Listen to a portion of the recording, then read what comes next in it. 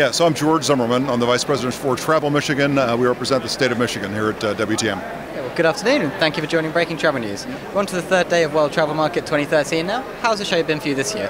You know, it's been great. The UK has always been a great market for us, for the Great Lakes region, and for Michigan in particular, so we're happy to be here. How important is the UK as a market for the brand? You know, it's our top international market after Canada. Obviously, Canada is a drive market for us. We're in the northern US.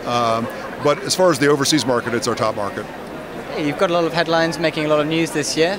It's the sports tourism angle you've been quite keen to talk about, get that message out to the consumers and the trade here. Perhaps you could just tell us a little bit about that project. Yeah, absolutely. You know, so we are a Americana destination as far as sports. I mean, between our football teams, in our case the Detroit Lions, hockey, we've got the Detroit Red Wings, American baseball, I mean all of the sports events going on and sports games going on, that's a lot of our culture. Certainly for our big cities, and in our case in Detroit in particular, we are a sports city. In fact, there's a section of downtown Detroit that's called Hockey Town. So, you know, we're into it. So obviously to promote that part of our culture, and we know for the British audience, that's a part of Americana culture. And so we're certainly doing that with this new guide. Excellent. You mentioned Detroit there. Next year is a big anniversary in the city. What's coming up? Yeah, well, we are the Motor City, and it is a great anniversary for us. So it's the 50th anniversary next April of the introduction of the Ford Mustang. And you know, the Ford Mustang is this iconic American car. And I know even here, people kind of understand the Mustang and its kind of cultural significance, but certainly for us, it's huge. Ford Motor Company right there in Dearborn, Michigan, which is right adjacent to Detroit.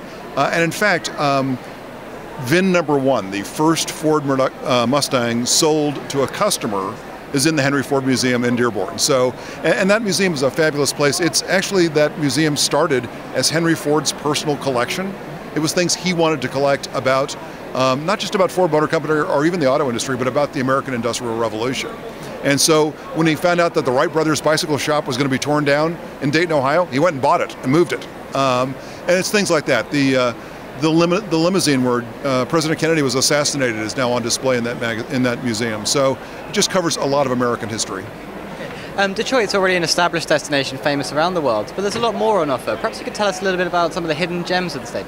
Absolutely. So, you know, one of our favorites is, and it's a little bit ironic given our Motor City culture, is a place called Mackinac Island. And so it's in the Straits of Mackinac where the northern part of Michigan, the upper part of Michigan and the lower part meet. There's a bridge there called the Mackinac Bridge that connects the two parts of our state. But there's also just east of that bridge, an island. It's about 8 miles around. And you take a ferry to get there. It's called Mackinac Island. And when you get there, ironically, the island has never allowed automobiles. I mean, here we are, you know, motor capital of America, and yet one of our most famous destinations does not allow cars. So when you arrive there at the ferry dock to get your taxi to the hotel, well, that taxi will be a horse-drawn carriage.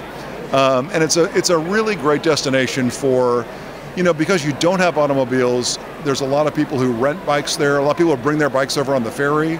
It's very kid-friendly, dog-friendly place. You've got everything from a 5-star resort hotel called Grand Hotel, which is this beautiful, old, magnificent wooden hotel. Just had their 125th anniversary last year.